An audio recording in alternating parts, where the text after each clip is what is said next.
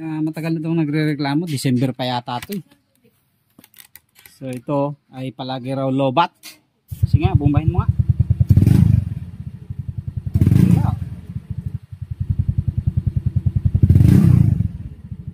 Aroy, wala. Sige nga, isa pa. Okay. Naku. Yung baba ng reading niya, 11.5. Under reading na siya mga kadit.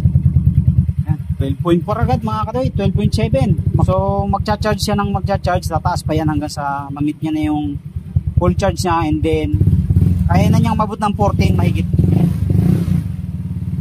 Ayan o, kita natin o, nagti 13.3 steady siya o. Kanina wala eh.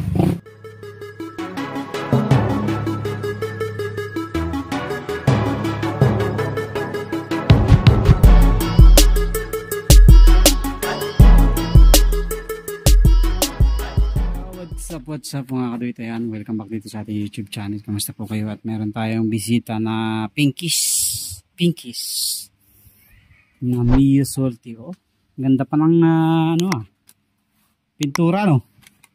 So may bisita tayong dalawang tropa natin. So ito daw, matagal na itong nagre-reklamo. December pa yata ito eh.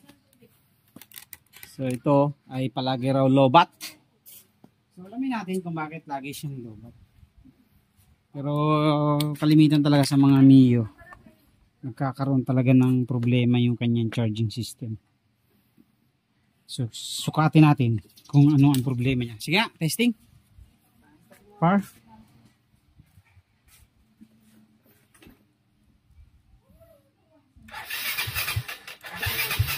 Ako na.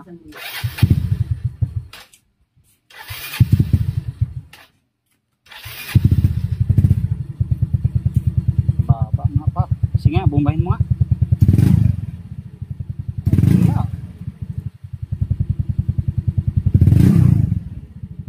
Aroy, wala.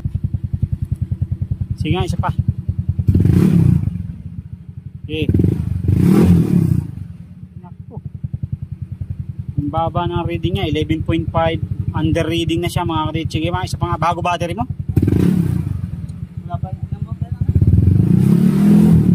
Wala oh, hindi man lang naangat mga kaduit.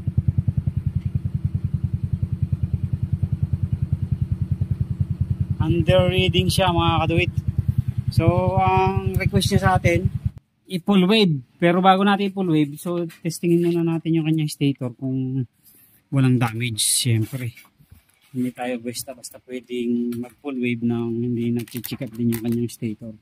So baklasin muna natin yung mga flarings, tapos tirahin na natin kung anong dapat tirahin. Ayan na mga kaduit, na baklas na natin. So check muna natin yung kanyang stator kung mayroon ng damage para sureball tayo. So check natin. So lagay natin sa body ground yung ating isang test, yung clip natin. Tapos dapat pag pinaandar natin, ilagay natin, itusukin natin yung dilaw, tapos dapat pag pinaandar natin ang hindi siya iilaw. Ayan, makapansin nyo wala. Yung puti ganun din. Ayan, wala. So meaning okay pa yung stator niya, at talagang yung charging system niya lang ang may problema, yung kanyang mahina na mag-charge. So ang hatol lang may-ari ay full wave na natin para maibigay na niya yung tudong performance ng kanyang mga ilaw-ilaw. So ang gagawin natin mga kaduit, simple lang naman yan. So itong kulay dilaw ay magiging wala nang connection yan. So tanggalin na natin to. Tanggalin na natin yung dilaw para hindi na siya dumuktong dyan.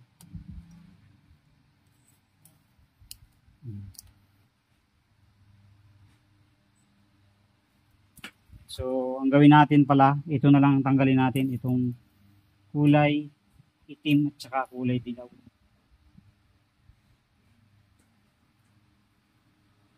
Kaya maganda. So, tanggalin na rin natin to mga kadoit. Kanyang state rectifier dito. Ayan. Stuck pa rin siya oh. So, tatanggalin na natin to.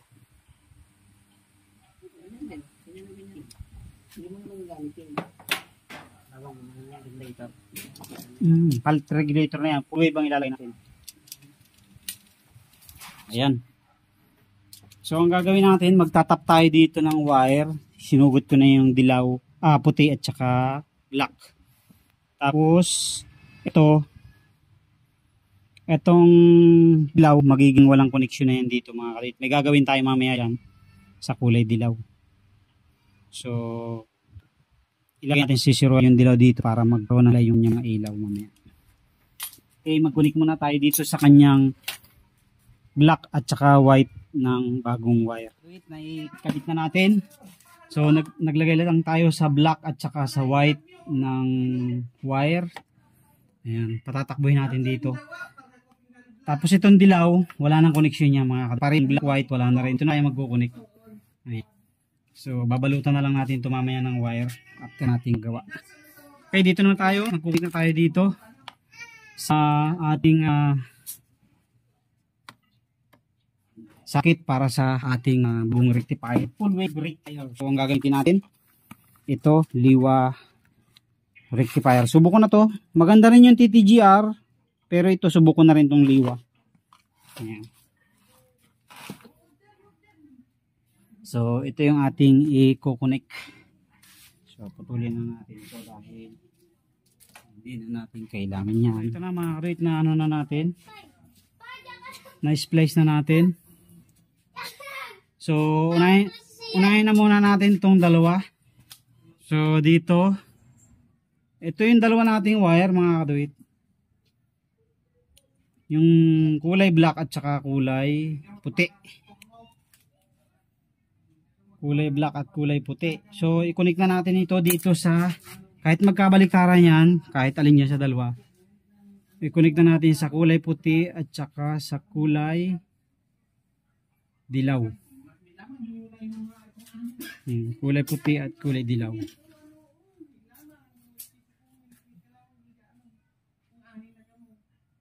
So, ito na mga kadoid, naikabit na natin yung isa galing sa stator na wire. Tapos itong isa, kukunit natin sa kulay dilaw. Ayan. Yung kahit magkabaliktaran naman yan, walang problema yan. Kulay dilaw. Okay, so dito na tayo sa next step natin. So yung red, kunik lang natin sa kulay red. Tapos titipan na natin ito kasi naka-live to eh. Hindi ko na binunot yung ano nito, yung fuse.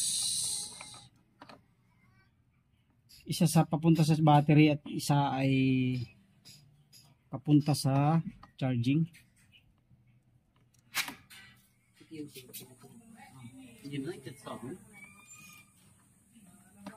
Okay. Next natin ay yung kulay green. So yung kulay green ay sa negative mga kaduit. Dito sa kulay black. Ayan, ito yung negative natin, kulay black. Black ng ating harness and then sa motor, and then green ng ating bagong rectifier. So yan, magkasama. So tipa na rin.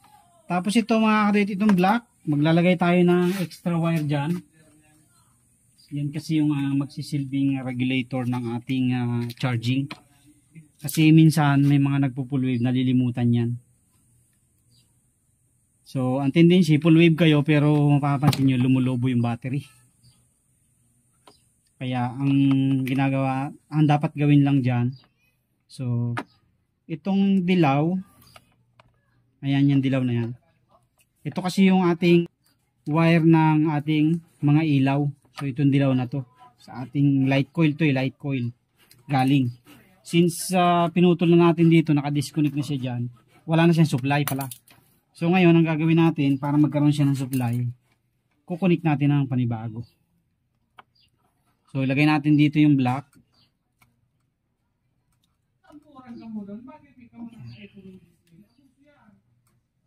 Tapos samahan natin ng isang wire yan to. Isama natin yan.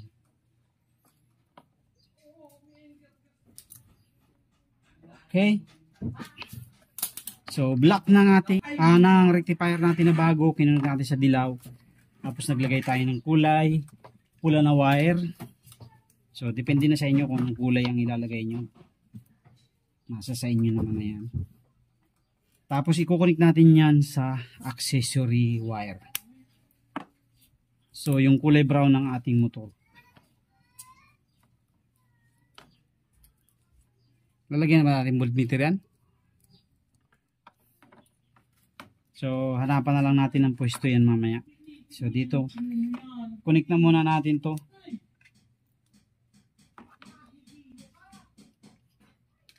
Dito sa kulay brown ng ating sa may papuntang CDI, doon na lang ako magkukunik kasi ito yung pinaka malapit na pwedeng mapagkunikan na hindi na natin kailangan magbiyak ng wiring. Isa ilalagay sa kulay brown ng ating stator, ng ating supply sa ating CDI. So susi nga. Kailangan pag binuhay ang susi, saka lang siya magkakaroon na yan. Pag inop, off siya. Okay. So dyan natin itatap yung kulay pula na nilagay natin na galing sa kulay itim at kulay yellow. Kulay itim ng ating bagong rectifier at kulay yellow ng ating body. So dito natin siya i-connect. So dito tayo. Ayaw ko kasi magbiyak ng magbiyak ng balot ng harness. Sayang kasi yan. Yung iba naman binibiyak talaga nila. So depende na yan sa gumagawa. Okay, so dito natin siya i-connect. So pero bago natin i-connect yan, balutan na muna natin para sure ball. Ito na mga kadawit, nakatapos na tayo. So na-iko na natin yung kulay, yung extra extension wire na kinunik natin dito sa daw ng ating harness at saka sa block ng ating bagong stator, bagong rectifier. So pinag-connect natin yung dalawa, tapos nilagyan natin ng extra wire papunta dun sa accessory wire dito sa may ating CDI, yung kulay brown, yung 12 volt supply ng ating CDI. So ayan na, pinalutan na rin natin para safe siya. Tapos kinabit na rin natin dito yung wire, yung ating rectifier sa dati niyang pwesto. Pinukpok lang natin yung banggaan dito para kumasya. Tapos ito, titape na lang natin mamaya, ayusin natin, babalutin natin. So dito naman okay na rin. So i-review lang ulit natin yung ating naging connection para mas madaling maintindihan.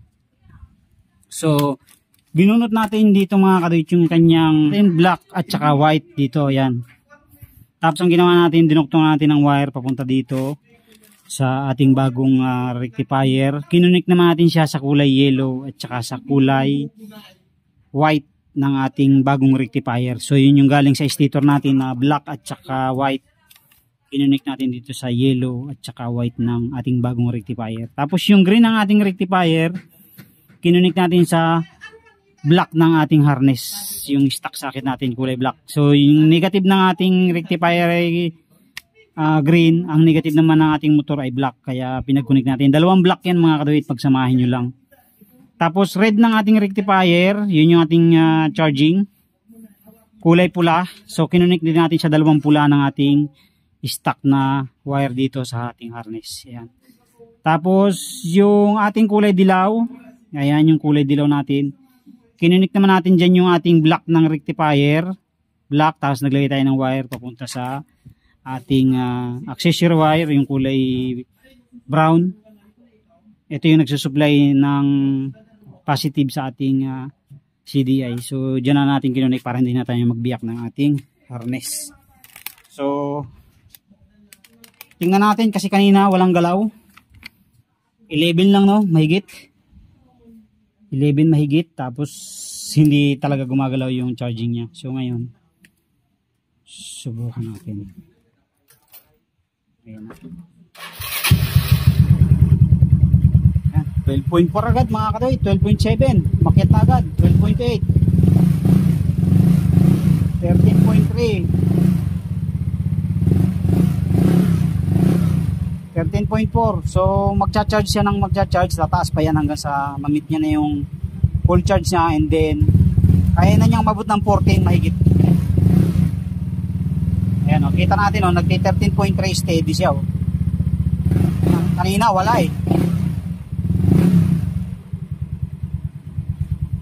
Idle niya 12.7 dahil lubat pa nga yung battery. So aangat pa yan pagka na full charge siya. So importante, every time na i-rev natin siya ay mayroon na siyang reading na nakukuha. Ayan o. Kaysa dun sa kanina na pag ni-rev mo wala talaga. Dead. Steady lang talaga siya. So yun lang mga ka-rates. So tapos na tayo, ano lang natin, pa-finalize na natin yung mga wiring, tapos na yun. So eto na mga ka-rates, parang walang nangyari.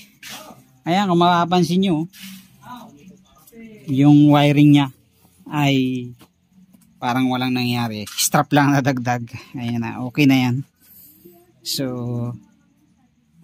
babalik na natin yung mga flarings at okay na. So yun lang mga ka-duwage, sa lahat ng mga may tanong tungkol dun sa full wave natin, napakarami naman na natin naging tutorial nan. Comment lang kayo dyan sa ating comment section. Thank you very much po. God bless po sa inyong lahat. Oh, kaway naman kayo dyan para naman makita naman kayo sa vlog natin. Oh.